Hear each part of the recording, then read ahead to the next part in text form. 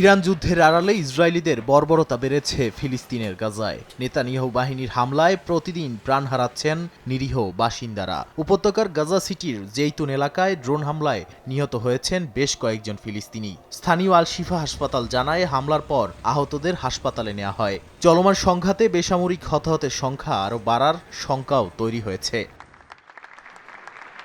এদিকে গাজা পুনর্গঠনে নতুন কূটনৈতিক অগ্রগতি দেখা যাচ্ছে। ট্রাম্পের বোর্ড অব পিসের দূত জানিয়েছেন, যুক্তরাষ্ট্র, কাতার, মিশর ও তুরস্ক একটি কাঠামোতে সম্মত হয়েছে। এতে পুনর্গঠন, ফিলিস্তিনি রাজনৈতিক ঐক্য এবং আলোচনার মাধ্যমে সমস্যা সমাধানের বিষয় অন্তর্ভুক্ত রয়েছে। পরিকল্পনার অংশ হিসেবে হামাস সহ সব সশস্ত্র গোষ্ঠীকে নিরস্ত্রীকরণের আহ্বান জানানো হয়েছে। তবে চলমান যুদ্ধ পরিস্থিতিতে প্রস্তাব বাস্তবায়ন কতটা সম্ভব হবে তা নিয়ে প্রশ্ন থেকেই যাচ্ছে বলে ধারণা বিশ্লেষকদের।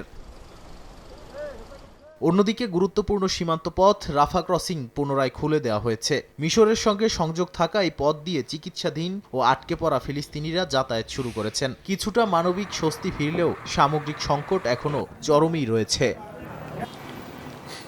নাদিম মারজান, সময় সংবাদ।